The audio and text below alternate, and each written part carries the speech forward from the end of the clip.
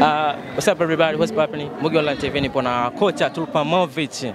Kocha, kwanza hongera. Nashukuru sana mwanangu. Nini ambacho unajivunia kwenye michuano hii kwanza? Najivunia upendo ambao nimeuona kutoka kwenu wanahabari, kutoka kwa washabiki wa mashindano haya ya Samia Celebrities and Company. Hicho ndo kitu ambacho najivunia na ndo kitu ambacho nimekichukua kwa sasa. Umetunukiwa kuwa kocha bora, lakini umekuwa ni moja kati ya mtu ambaye umechangamsha mashindano, umeyafanya mashindano yamekuwa na mvuto sana. Kwa namna gani kwako inakupa taswira gani kwenye hichi ambacho umetunukiwa? Ananipa taswira kwamba natakiwa sasa kufanya zaidi na zaidi.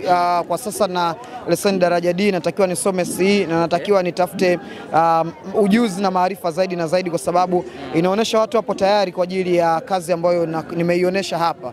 Kwa hiyo naporudi saizi nyumbani ni kuendeleza kusoma kwa vitendo, lakini pia kusoma kwa maana kuingia darasani. Toka mechi ya kwanza umevaa vizuri sana. Ulikuja kama Movic, ukaja kama Diego Simeone, leo umekula unyama.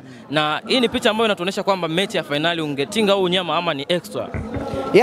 Inawezekana ingekuwa extra kwa sababu leo ni siku zangu za kawaida, na mimi kwa aina ya vipindi ninavyofanya, mimi ni mtangazaji wa Clouds 36 ya Clouds TV, XXL ya Clouds FM. Kwa aina ya vipindi ninavyofanya, it's obvious na huwa nakuwa navaa vizuri tu kusema ukweli, kwa sababu naonekana sana. Kwa hiyo hii leo ni obvious, ingekuwa finali ingewezekana ningekuja na kitu kingine extra zaidi, kwa sababu mileage ingekuwa kubwa, wanahabari mngekuja kwa wingi zaidi, kwa hiyo ninge aim more.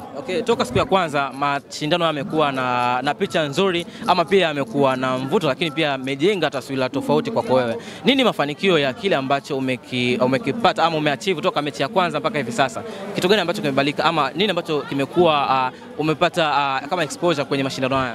Mafanikio kwanza, nimefahamiana na watu wengi, nimefahamiana na kampuni nyingi, na wafanya maamuzi wengi nimefahamiana nao na wamenifahamu. Hayo ndio mafanikio makubwa ambayo nimeyapata. Na kama ulivyoona nimetoka Clouds Dream Team nimeenda Lamata. Lamata ni familia kubwa sana, nimepokelewa vizuri na nimepokelewa na Lamata, lakini pia na wadau wa Lamata. Selcom Pesa wamenipokea vizuri, lakini pia na wadau wengine wengi sana. Hayo ndio mafanikio makubwa ambayo mimi nayaona, kwa sababu wanasema your network is your net worth. Kwa hiyo mimi naona mafanikio makubwa ni hayo, kupokelewa. Nation pia walikufuata, kuna interview ambayo niliona ukasema walikufuata. Ni kweli walikufuata? Walinifuata kweli. Kama ulifanya follow up, Alikamwe alizungumza kwamba Mario alizungumza kwamba tulifanya kweli mazungumzo na Turpa, lakini hatukufikia mwisho. Walinifuata kweli.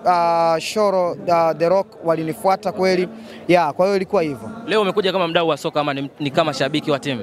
Leo nimekuja kama mdau wa soka tu. Mdau wa soka. Team Bad Nation na GSP, timu gani ambayo ulikuwa unaipa asilimia kubwa ya kushinda? Asilimia kubwa nilikuwa naipa GSP, kwa sababu kwenye football kuna giant na underdog. Hata ukibeti inaonyesha hivyo kwamba huyu ni mdogo, huyu ni mkubwa. So ilikuwa inaonyesha kwamba GSP ni giant wakubwa, na imekuwa hivyo uwanjani. Umeona Bad Nation wamefungwa, wametoka. Kama kocha mwenye vyeti, ili nadhani litakuwa la mwisho sasa. Kama kocha mwenye vyeti na mchambuzi wa soka na mdau wa soka pia, nini ambacho umekiobserve kwenye mechi ya leo? Na red card ilikuwa sahihi, na kipi ambacho umekiona kinastahili kuboreshwa kwenye mashindano overall? Sina uhakika sana na kama red card ni sahihi au sio sahihi, kwa sababu sikubahatika kuitazama, nilikuwa nafanya mambo mengine.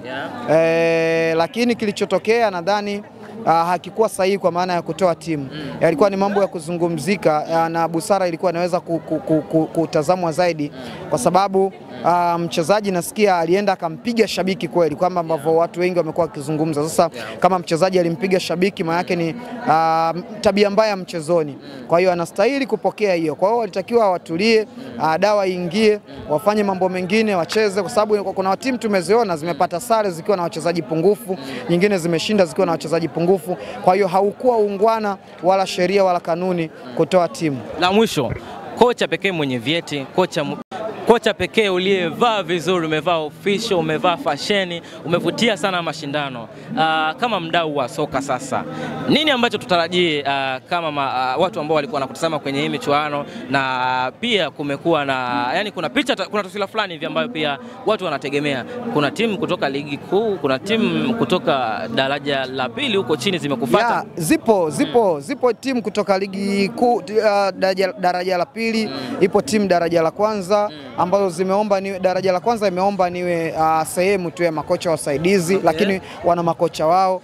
Lakini ligi kuu ipo timu moja katika timu bora 3, mojawapo imenipa ofa, sio imenitaka, imenipa ofa ya kuangalia mazoezi yao wanavyofanya, kujifunza zaidi, kuangalia benchi lao la ufundi linafanya vipi kazi, kitu ambacho nimekikubali na nimekipokea kwa mikono miwili. Kwa hiyo mimi naona mashindano yamekuwa nafasi ama ofa ya kufanya nao kujifunza utafanya nao kazi. Hapana, huo ni mkataba mwingine. Wamenipa ofa ya kujifunza kwa sababu mimi napenda na wameona nina passion na nina kitu, kwa hiyo wamenipa nafasi ya kujifunza zaidi pale. Kwenye terms and condition tutakupa gari, tutakupa hela ama unajifunza tu kama exposure?